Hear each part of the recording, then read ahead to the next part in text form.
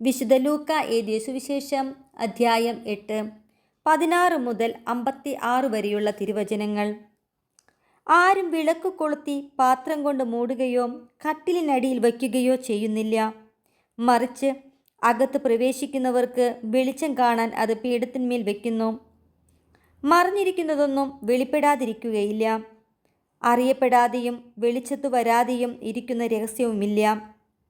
ആകയാൽ നിങ്ങൾ എപ്രകാരമാണ് കേൾക്കുന്നതെന്ന് സൂക്ഷിച്ചു കൊള്ളുവിൻ. എന്തെന്നാൽ ഉള്ളവന് പിന്നെയും നൽകപ്പെടും, ഇല്ലാത്തവനിൽ നിന്ന് ഉണ്ടെന്ന് അവൻ വിചാരിച്ചതു കൂടെയും എടുക്കപ്പെടും. അവൻ്റെ അമ്മയും സഹോദരരും അവനെ കാണാൻ വന്നു. എന്നാൽ ജനക്കൂട്ടം നിമിത്തം അവൻ്റെ അടുത്ത് എത്താൻ കഴിഞ്ഞില്ല. നിന്റെ അമ്മയും സഹോദരരും നിന്നെ കാണാൻ ആഗ്രഹിച്ച് പുറത്തു നിൽക്കുന്നു എന്ന് അവർ അവനെ അറിയിച്ചു. അവൻ പറഞ്ഞു, ദൈവവചനം ശ്രവിക്കുകയും അതനുസരിച്ച് പ്രവർത്തിക്കുകയും ചെയ്യുന്നവരാണ് എൻ്റെ അമ്മയും സഹോദരരും. ഒരു ദിവസം യേശുവും ശിഷ്യന്മാരും വഞ്ചിയിൽ കയറി. നമുക്ക് തടാകത്തിൻ്റെ മറുകരയ്ക്ക് പോകാം എന്ന് അവൻ പറഞ്ഞു. അവർ പുറപ്പെട്ടു. അവർ തുഴഞ്ഞുകൊണ്ടിരുന്നപ്പോൾ അവൻ ഉറങ്ങുകയായിരുന്നു. അപ്പോൾ തടാകത്തിൽ കൊടുങ്കാറ്റുണ്ടായി. വഞ്ചിയിൽ വെള്ളം കയറി. അവർ അപകടത്തിലായി. അവർ അടുത്തു വന്ന്, ഗുരോ ഗുരോ, ഞങ്ങൾ നശിക്കുന്നു എന്ന് പറഞ്ഞ് അവനെ ഉണർത്തി. അവൻ എഴുന്നേറ്റ് കാറ്റിനെയും തിരകളെയും ശാസിച്ചു. അവ നിലച്ചു. ശാന്തതയുണ്ടായി.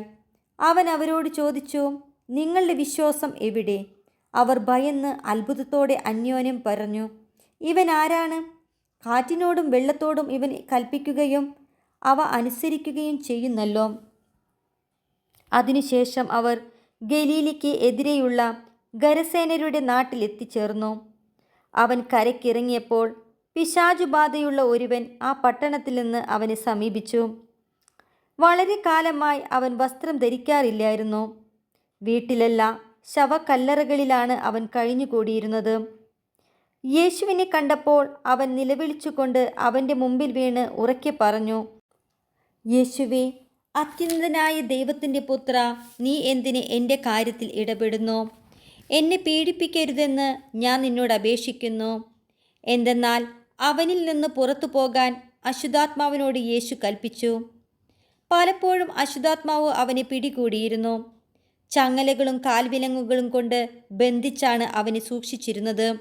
എന്നാൽ അവൻ അതെല്ലാം തകർക്കുകയും വിജന സ്ഥലത്തേക്ക് പിശാച് അവനെ കൊണ്ടുപോവുകയും ചെയ്യുമായിരുന്നു. യേശു അവനോട്, നിന്റെ പേരെന്ത് എന്ന് ചോദിച്ചു. ലെഗിയോൺ എന്ന് അവൻ പറഞ്ഞു. എന്തെന്നാൽ അനേകം പിശാചുക്കൾ അവനിൽ പ്രവേശിച്ചിരുന്നു. പാതാളത്തിലേക്ക് പോകാൻ തങ്ങളോട് കൽപ്പിക്കരുതെന്ന് ആ പിശാചുക്കൾ അവനോട് യാചിച്ചു. വലിയൊരു പന്നിക്കൂട്ടം കുന്നിൻ പുറത്ത് മേയുന്നുണ്ടായിരുന്നു. ആ പന്നികളെ ആവേശിക്കാൻ തങ്ങളെ അനുവദിക്കണമെന്ന് പിശാചുക്കൾ അപേക്ഷിച്ചു. അവൻ അനുവദിച്ചു. അപ്പോൾ അവ ആ മനുഷ്യനെ വിട്ട് പന്നികളിൽ പ്രവേശിച്ചു. പന്നികൾ കിഴക്കാൻ തൂക്കായ തീരത്തിലൂടെ തടാകത്തിലേക്ക് പാഞ്ഞു ചെന്ന് മുങ്ങിച്ചെത്തു. പന്നികളെ മേച്ചു കൊണ്ടിരുന്നവർ ഈ സംഭവം കണ്ട് ഓടിച്ചെന്ന് പട്ടണത്തിലും ഗ്രാമപ്രദേശങ്ങളിലും വിവരമറിയിച്ചു. സംഭവിച്ചതെന്തെന്ന് കാണാൻ ജനങ്ങൾ പുറപ്പെട്ട് യേശുവിൻ്റെ അടുത്തു വന്നു. പിശാചുബാധിതയിൽ നിന്ന് വിമോചിതനായ ആ മനുഷ്യൻ വസ്ത്രം ധരിച്ച് സുബോധത്തോടെ യേശുവിൻ്റെ കാൽക്കൽ ഇരിക്കുന്നത് കണ്ട് അവർക്ക് ഭയമായി. പിശാചുബാധിതൻ എങ്ങനെ സുഖപ്പെട്ടു എന്ന് അതുകണ്ട ആളുകൾ അവരെ അറിയിച്ചു. തങ്ങളെ വിട്ടു പോകണമെന്ന് ഗരസേനരുടെ സമീപ പ്രദേശങ്ങളിലെ ജനങ്ങളെല്ലാവരും അവനോട് അപേക്ഷിച്ചു. കാരണം അവർ വളരെയേറെ ഭയന്നിരുന്നു. അവൻ വഞ്ചിയിൽ കയറി മടങ്ങിപ്പോന്നു. പിശാചുബാധയൊഴിഞ്ഞ ആ മനുഷ്യൻ അവൻ്റെ കൂടെയായിരിക്കാൻ അനുവാദം ചോദിച്ചു. എന്നാൽ അവനെ തിരിച്ചയച്ചുകൊണ്ട് യേശു പറഞ്ഞു, നീ വീട്ടിലേക്ക് തിരിച്ചുപോയി ദൈവം നിനക്ക് ചെയ്തതെന്തെന്ന് അറിയിക്കുക. അവൻ പോയി യേശു തനിക്ക് വേണ്ടി ചെയ്ത കാര്യങ്ങൾ പട്ടണം മുഴുവൻ പ്രസിദ്ധമാക്കി.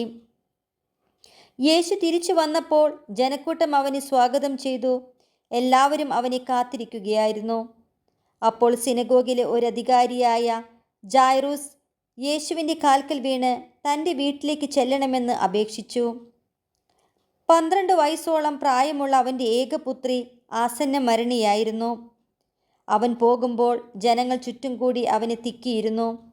അപ്പോൾ 12 വർഷമായി രക്തസ്രാവം ഉണ്ടായിരുന്നവളും ആർക്കും സുഖപ്പെടുത്താൻ കഴിയാതിരുന്നവളുമായ ഒരു സ്ത്രീ പിന്നിലൂടെ വന്ന് അവൻ്റെ വസ്ത്രത്തിൻ്റെ വിളിമ്പിൽ സ്പർശിച്ചു.